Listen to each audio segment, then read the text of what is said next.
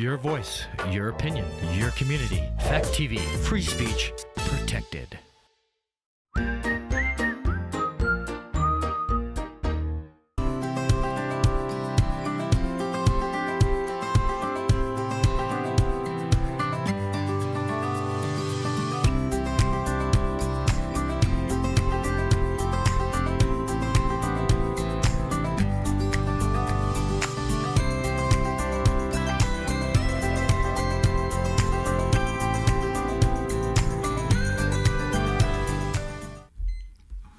Welcome to The Long Road. I'm your host, Kris Roberts, and today's a pretty important day in the state of New Hampshire, and we'll be talking about that in a few moments.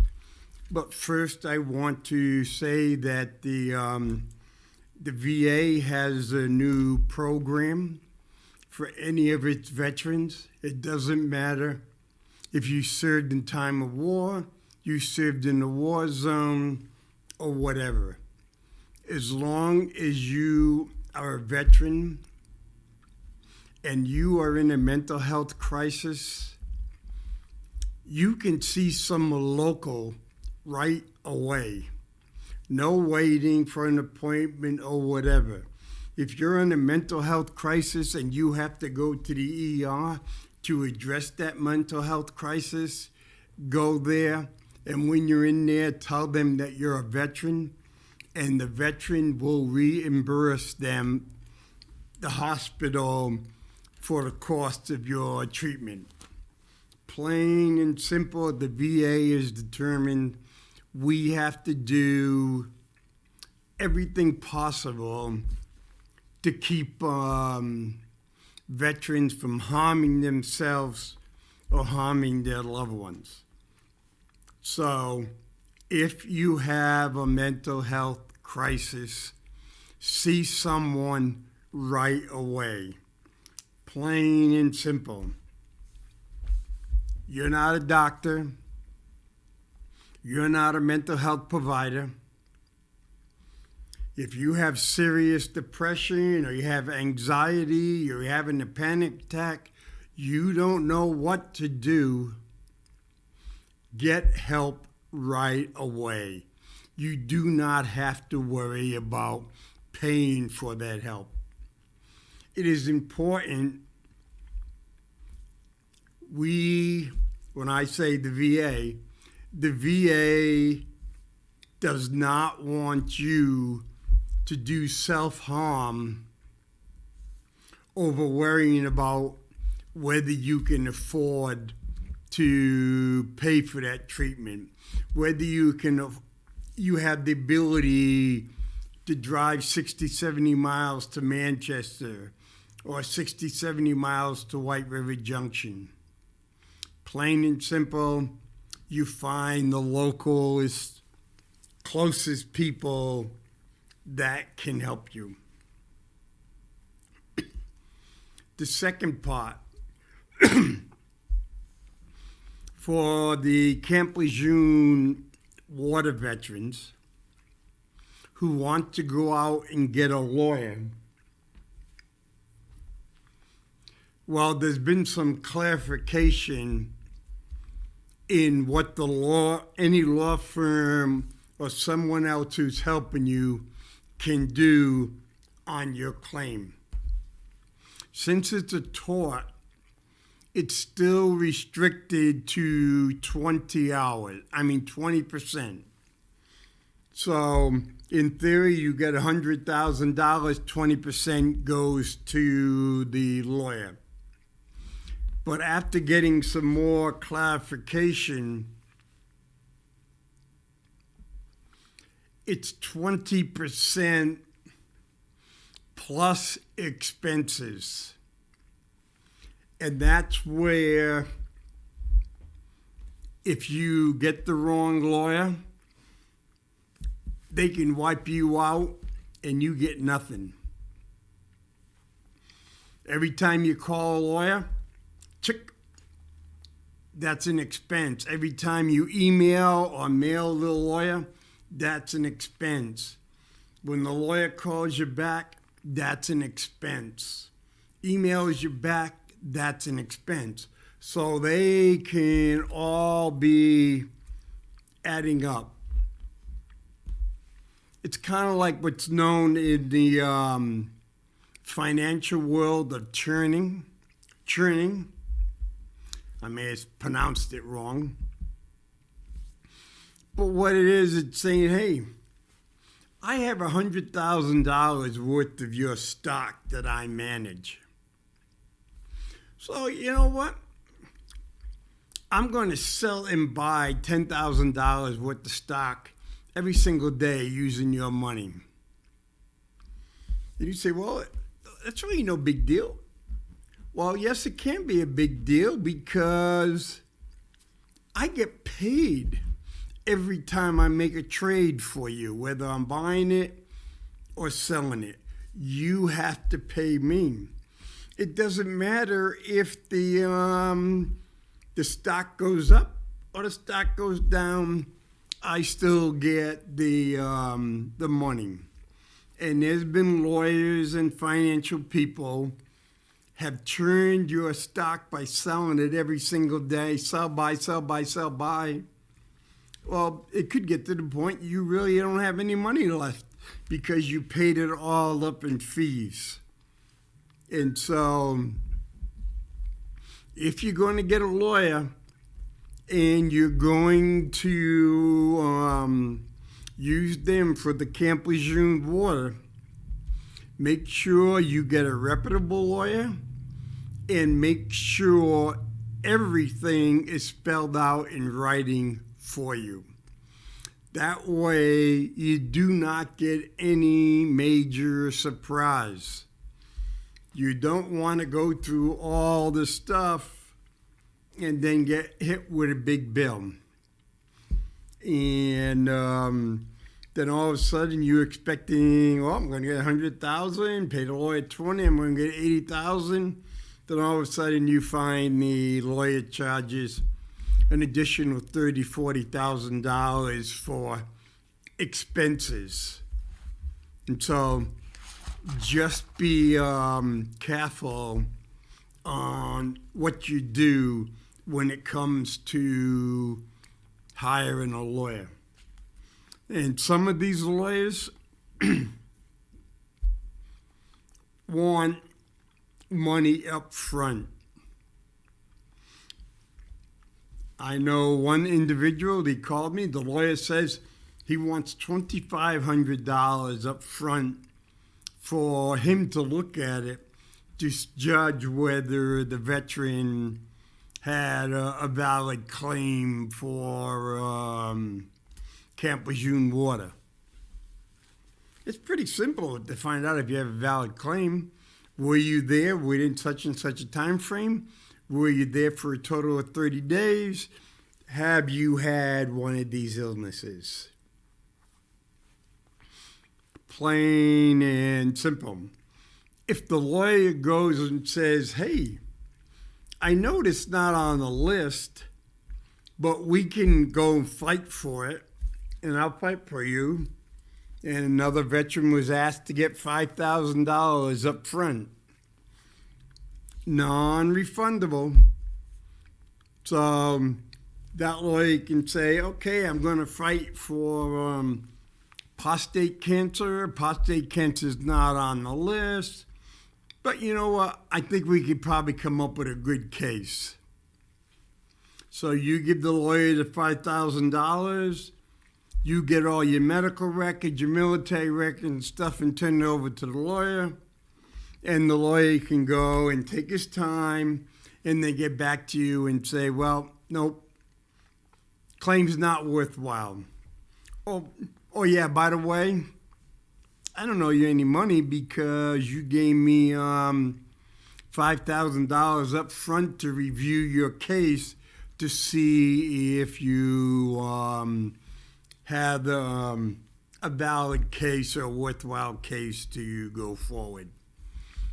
So be careful. There's a lot of people out there that just really want to take advantage of you. Do not take, if it sounds too good to be true, ask someone else. And if you feel uncomfortable, do not sign anything if you're uncomfortable. Ask other people. Ask questions. And it's one of those, you may see the VFW recommends a law firm. And usually, or AARP recommends this company or this insurance. Okay, most of the time when they're making that recommendation, they get a cut paid for every single person that either buys that insurance, uses that law firm and everything. So they also have a bias. They're making money off their recommendations to you. So ask who gets the money and who gains from it. If you can ask those two questions and get an answer from those two questions, there's less chance you're going to be scammed. Okay, today, New Hampshire Senate is voting on its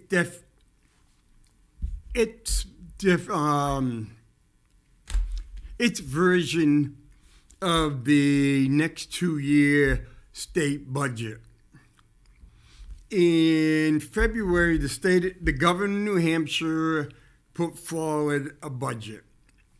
And since all budgets for all spending has to come through the House first, then the governor's budget went through into the House. And then for about 2 months, the Finance Committee and other committees looked at it, got together, and then they finally put everything together, and they voted in April, I think it was April 6th, to say, this is our budget. The House voted for like a $15.9 billion budget. Some of the things in the House budget was the per child or adequacy grant for every student of $4,700. Okay. Other one was reduce the school voucher program by $20 million.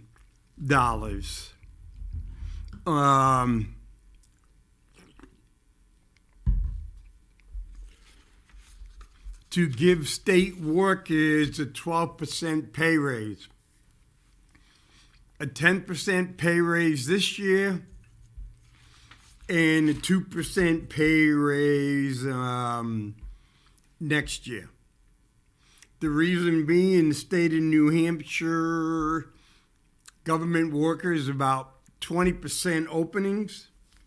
They just can't get people to work for the state of New Hampshire because the New Hampshire salary has been going up about 2% a year, and that hasn't kept up with the inflation over the last 3 or 4 years, and people would just don't want to work.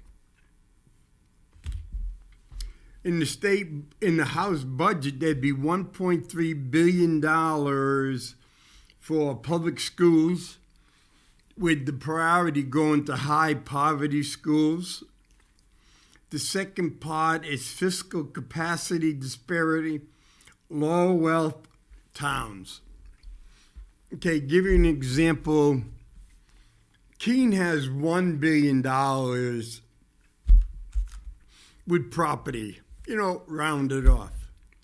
Now you go to Bedford, New Hampshire, which is about half the size of Keene in population. Last time I looked, they had over $3 billion in property value. So just looking at that, if each city had to raise $10 million for their students. Okay? And $10 million spread over $1 billion. Okay? And then you go to Bedford, you had $10 million spread over $3 billion. So that would be like, just, for the sake of doing it, for every $10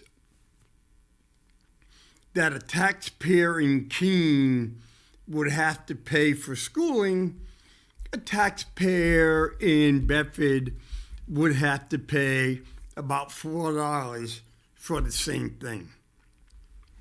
So, that's one of the things. Okay, Keene, it has a high poverty rate. Keene's poverty rate is higher than the state. Keene's poverty rate is higher than the federal United States. Keene's fiscal capacity disparity. Keene's a low wealth town.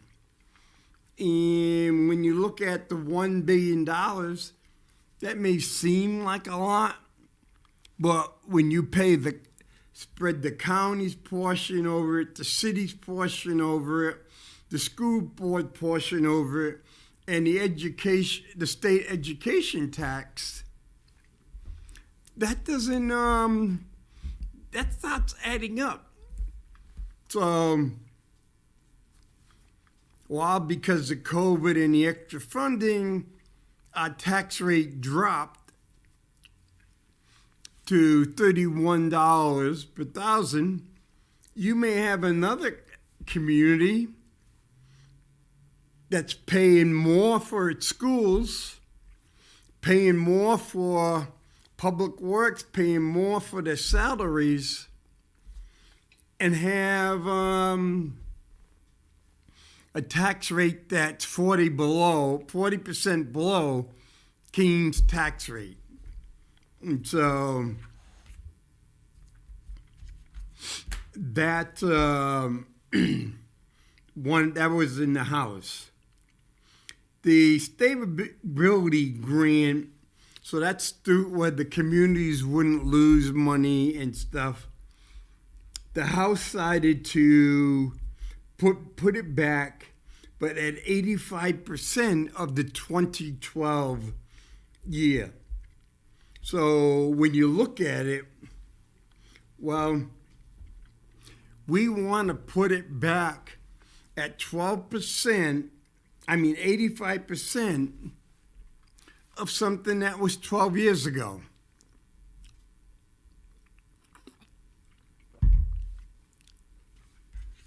We've had a lot of inflation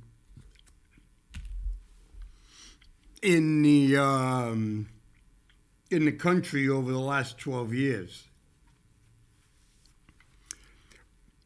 The House voted to increase the per student and need-based money by 2%. 2% is not that much money. And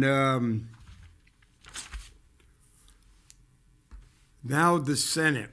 The Senate got the House's budget in April, around April 6th. And it's been working on it for past 2 months. And like I said, they're scheduled to vote today on their version of the budget. Well, the Senate version of the budget is quite different from the House's version. While the House's version was more than what the governor proposed, the Senate took almost $750 million off the House's version of the budget. Major differences. And so it's highly unlikely that the Senate will not pass the budget. There's only 24 senators. The Republicans have the majority. And in some cases, as this was going through the House, some Democrats, while they didn't like the whole thing, they liked a bunch of stuff that they were willing to support it. One thing in the Senate Finance Committee proposal, while the House voted $4,700 per student for adequate education, the Senate reduced that by $700 to $4,000 per student.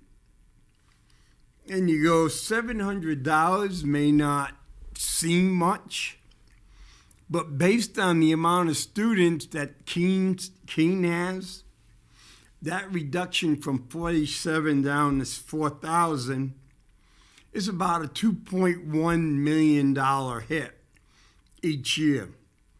So, which would mean if the King taxpayers wanted to maintain what they have right now, they would have to come up with $2.1 million. That item will probably be going over in the Committee of Conference. And if you looked inside the bill, what happened was when the Senate decided, hey, we want to raise money. We think we can do this. So what the Senate did was, we're only going to raise money for some of the schools. And how are we going to raise that money for some of the schools? Simple. We're going to take it from other schools. We're not really going to add money. We're just going to switch money from one group of schools to another group of schools. And that is going to be kind of tough. A positive from the House and the Senate agreed. The free and reduced lunch. You had to be 130% of the poverty level to get free lunch.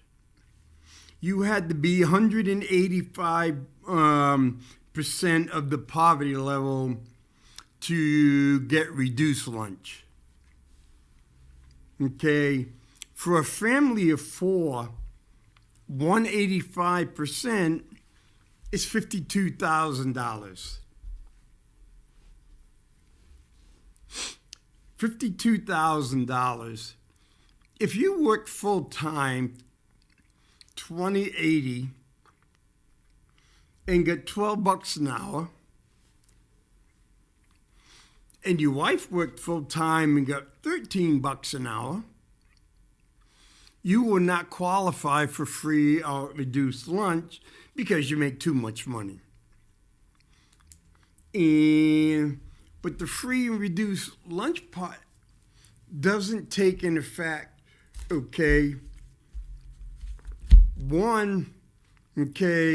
it's one of those catch-22s. If you live in subsidized housing, we can get you on free and reduced lunch just like that. But if you don't live in subsidized housing and you make $53,000 because you and your significant other is working full time and you have 2 kids, you don't qualify. Okay? So, with the governor's blessing, and the goal is, and if it makes it past the committee conference, and I don't see why, because both parts agree, that number will be increased to 300%. 300% is little for a family of 4 is a little less than $90,000. $90,000 for a family of 4. $90,000 seems like a lot of money.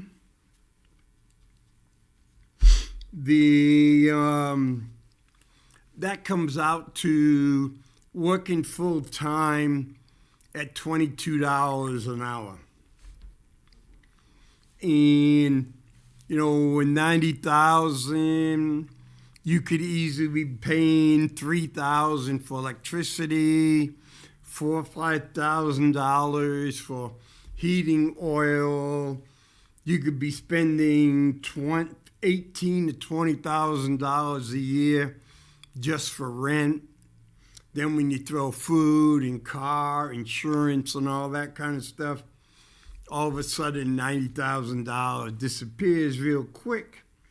And under the $90,000, that area, you will be able to get reduced lunches. And which is important. We want to get as many people as possible getting quality meals. The other thing that will help, it goes both for school lunches and goes for the health of families and children, is that while the House voted a 2-year expansion of Medicaid, it wanted a lifetime, but it settled on 2. The Senate voted for a 7-year expansion. And 7-year expansion of Medicaid will help about 60,000 people in the state of New Hampshire. And if your family's on Medicaid, your family qualifies for free and reduced lunch. Easy way to do that. Another part of the Senate bill on education funding, it takes in the number of free and reduced lunch. It takes in the number of children that are under poverty, and it takes a number of children of English is not their first language. Okay, again, Keene has a high poverty level. If you're a child, or if you're over 65 in Keene, you're at serious risk of being living in poverty. Our number of English learners as a second language has been increasing over the years. And so those numbers have gone up. If the Senate bill passes and it maintains these numbers, Keene, which gets $15.8 million a year from the state of New Hampshire for education, will increase between 17.6 and $17.9 million.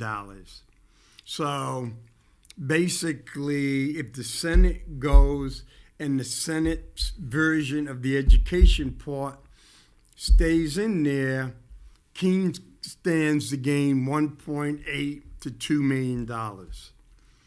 And one of the things Keene has done over the last 4 or 5 years, it learned its lesson from the Great Recession, where we got about $1.1 million, and we spent that $1.1 million, bing, bing, but we did not take in consideration was that $1.1 billion created costs that kept going forward. What we have been doing in the Keene School District is, so for example, when we get a couple of $1 million from basically a COVID money, we took that money to improve the ventilation in our school buildings. We were going to have to do it anyway. So instead of creating new positions in declining enrollment, it's going, why should we go to the taxpayers and say, hey, I need $1.2 million to bring the air ventilation heating system in Wheelock School up to standard. And so Tim Raw, the business manager who's been working really hard, says, nope, we will put it in and then we will send it to the federal government or the state to see if we get reimbursed under COVID. And the Keene School Board has been reimbursed for a lot of that money. And because they've been using it that way, that's like this year, you're going to see another $4.6 million of unused money sent back to the Keene taxpayers to reduce next year's taxes. And that's important. Now, this is on the other side. While the House tried to reduce the voucher program, the Senate is going full bore for the housing program, the voucher program. So what they've done is there was a House Bill 367 was for school vouchers. And with their budget version, they're planning on passing HB 367, which was passed in the House, and including the funding for it inside the budget. But that makes really, really significant changes to the voucher program.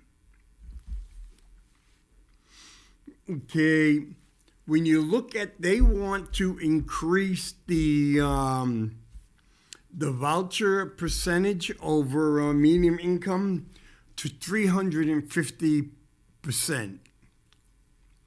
Okay, what's the difference between the current, which I think is 300 to 350? The current cap right now is $90,000 for 4 people in families.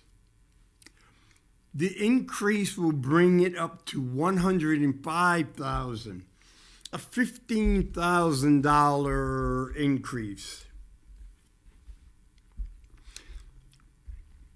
And what does that increase mean over the next 2 years? That means if everyone took advantage of this, it would cost the state of New Hampshire $48 million.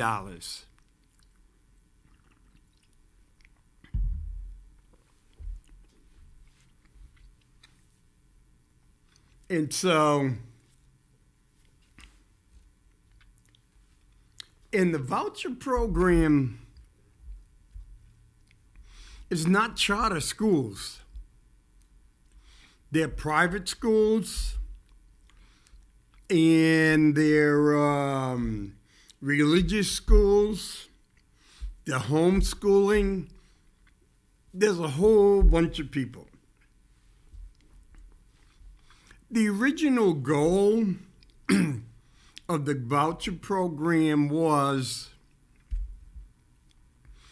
if you lived in a poor area and you had crappy schools, it would be able to help you get a better education. Because what's important? You gotta provide your child with a safe, nurturing environment. You gotta make sure your child gets an education so he or she can be productive and fruitful in society. And one of the ways that we destroy so many children's life is the lack of a quality education. New Hampshire as a state will fund an adequate education. And an adequate education is really BS because your kid isn't going anywhere with an adequate education. It's kind of like the city of Baltimore. Earlier this year, the numbers came out. In Baltimore, most diverse high school, not an all-black school, but the most diverse high school, 2% of the graduates graduated at grade level. 2%. Only 2% could read and write at grade level. They had a great number of kids who were reading at third grade level and below. In Baltimore, it's like the fourth or fifth highest, pays almost, I think I remember correctly, $21,000 per kid. Okay. Adequate education. Well, no. So New Hampshire says New Hampshire's not really educational friendly. If you live in the right towns, you can get great education. Because not only can you pay teachers more, not only can you buy more supporting stuff, facilities and everything, mom and dad have the money and the resources to enhance your in-school education with out-of-school resources. What we learned to COVID, it was something like 1 out of every 5 kids didn't have high-speed internet.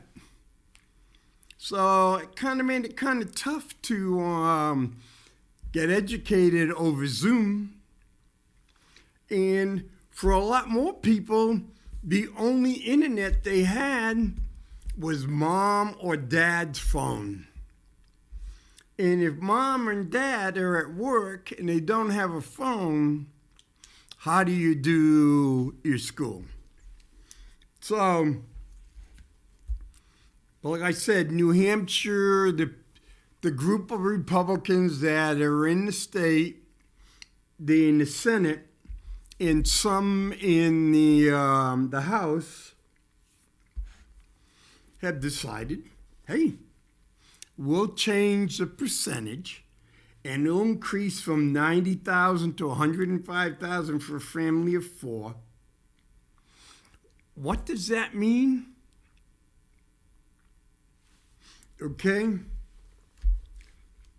the numbers, it says a little bit more than 9,600 children who are in private school or being homeschooled right now will now qualify for the school voucher program. Just think, 9,600 people will now, students who are now at homeschool or in a private school, whether religious or whatever, will now be able to get a voucher. Okay? 9,600. So, say 1/3. So that's 9,600 right now in a school. So if I make $100,000 and I have 2 kids and I'm sending my 2 daughters to private schools, and if this was to go through, the state of New Hampshire would say, okay, Mr. and Mrs. Roberts, here's $11,000 check. And me and Mrs. Roberts are going to say, okay, we were paying this money and we had no problem paying this money, but we're going to get this money back. I'm going to take it. And the 9,600 plus people, students, now compare this. Over 75% of the students who are now receiving a voucher were either being homeschooled or were in the private school prior to the voucher program being authorized. So just think, the voucher program is not fulfilling its intent to be helping to uplift kids from not low income, but low middle class, who parents who want to get them to the kid up into a quality school.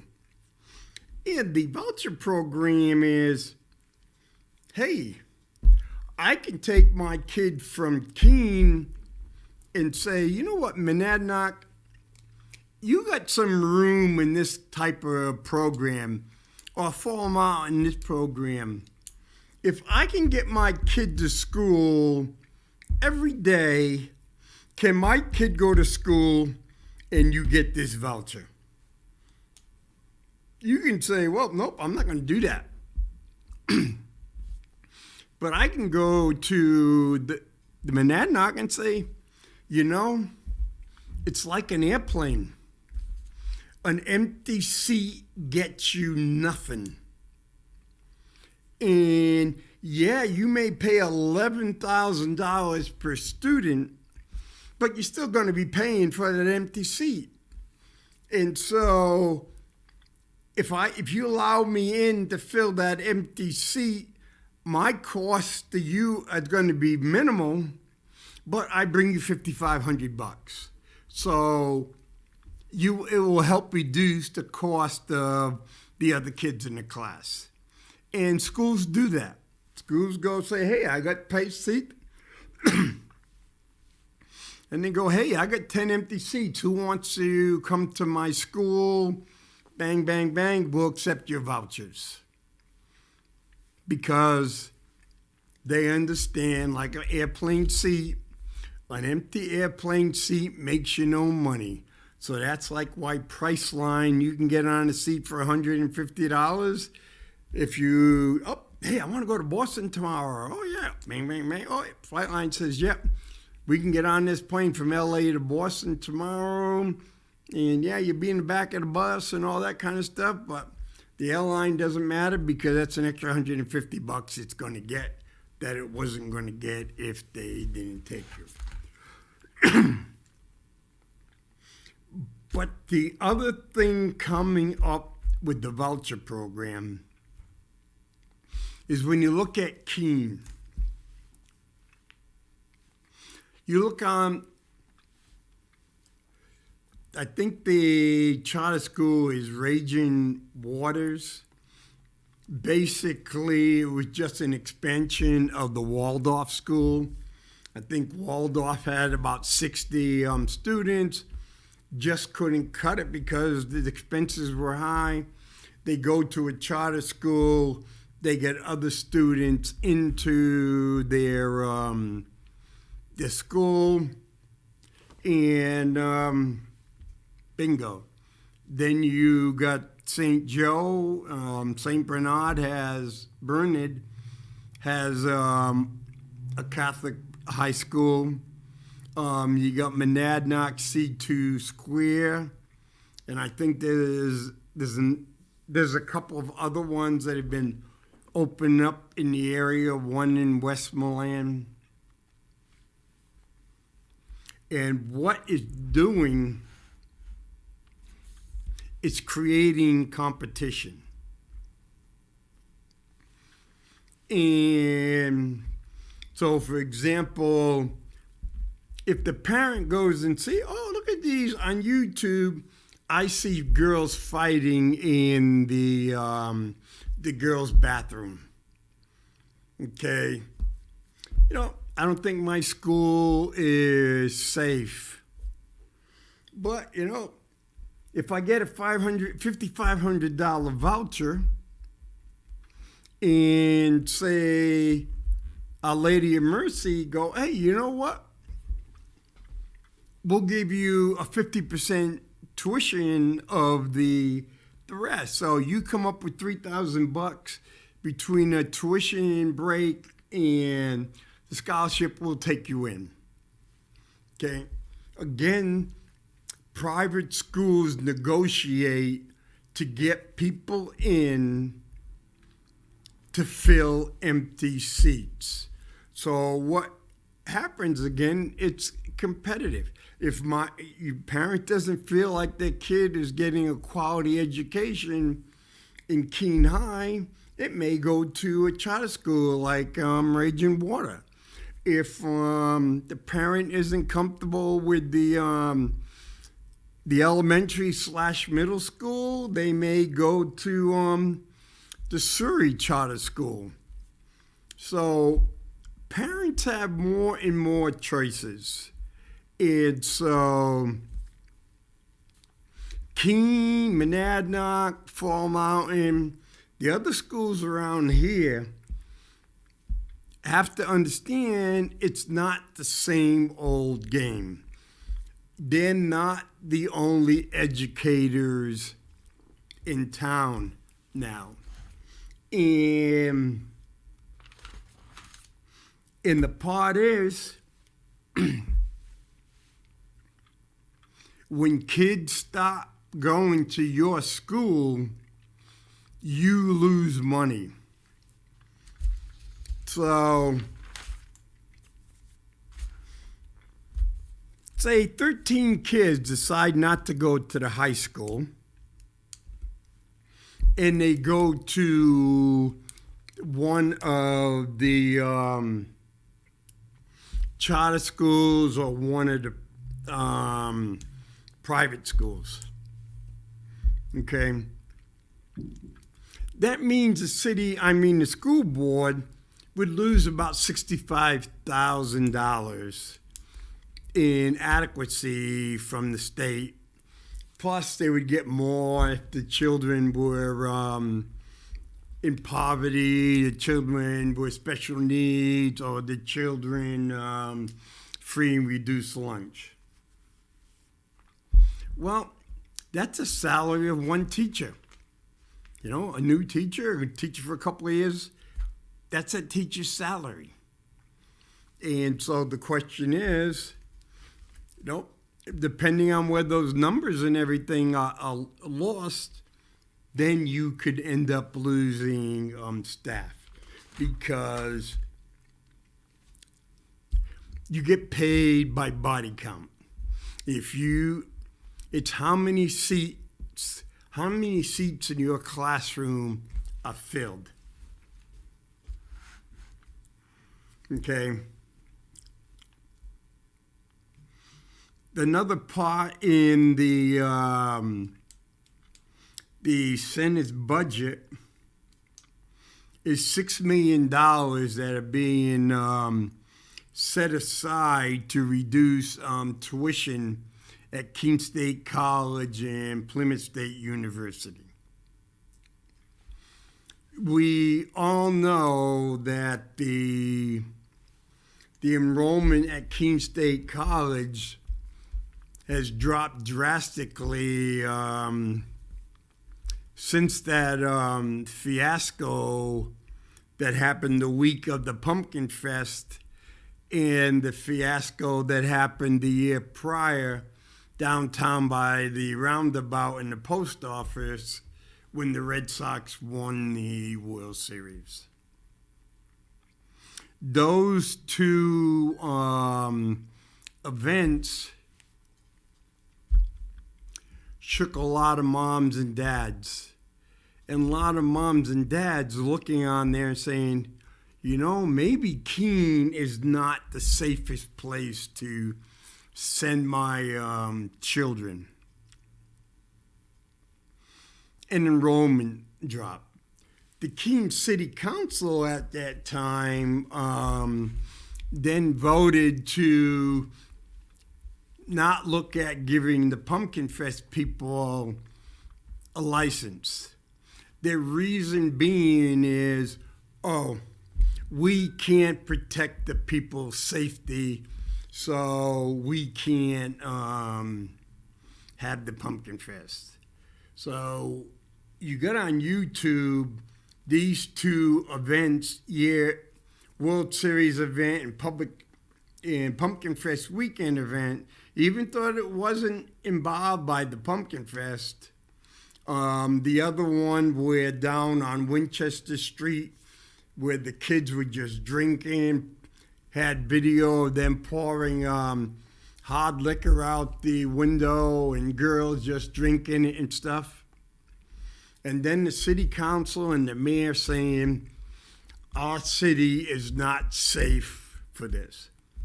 Okay, if the city council and the mayor says our city is not safe, I'm not sending my children. And you had that drastic disenrollment in Keene State. We also had, Keene State had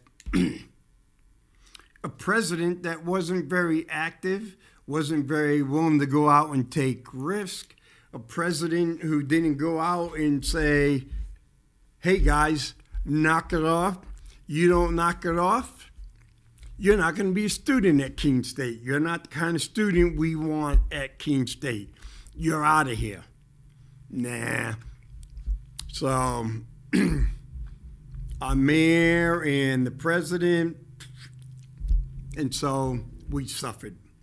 Keene State and Plymouth State have been holding down their tuitions over the past couple of years. Keene State has had millions and millions of dollars in cuts, and they've got rid of a lot of faculty, either through early retirements, buyouts, and stuff. And so, but they're still having problem bringing in students. So, again, the Senate is looking at putting $6 million out there to help reduce tuition at Keene State, Plymouth State. I think it's more towards the reduce the increase in tuitions. So, wrapping it up, so the Senate would probably pass their budget today, and then that budget will go back to the House, and the House will vote whether to create what's called Committee of Conferences.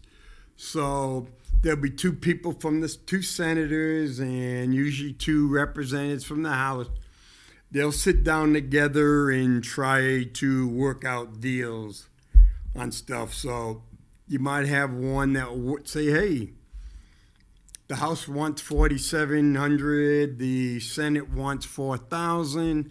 They may work and say, okay, let's settle on 4,300, and then they'll go back and see if the House and the Senate will vote for it. They may say, you know what, 105 is really too much. Let's make it 95. You know, that's all these little conferences will get together and work on any place where there's a disagreement. And then hopefully by the end of the month, a budget will be passed and signed by the governor. Because what's in that budget that's going to be signed by the governor will have an effect on our property taxes next year. And so basically, WMUR, King Sentinel, and things like that, New Hampshire Public Radio, they'll be able to keep you up to date with everything that's going on with the New Hampshire budget. And I would recommend that you would stay tuned. And if you have questions, have no problem calling your state rep or your state senator and asking them which way you're going to vote and why you're going to vote that way. Because there's a lot of money involved, there's a lot of cuts, there's a lot of safety net issues, there's a lot of education issues, there's a lot of issues that makes a big difference, will determine whether people continue to leave New Hampshire or want to stay in New Hampshire or want to come in New Hampshire. So thank you for listening. Hopefully I didn't bore you, and just stay tuned to next week.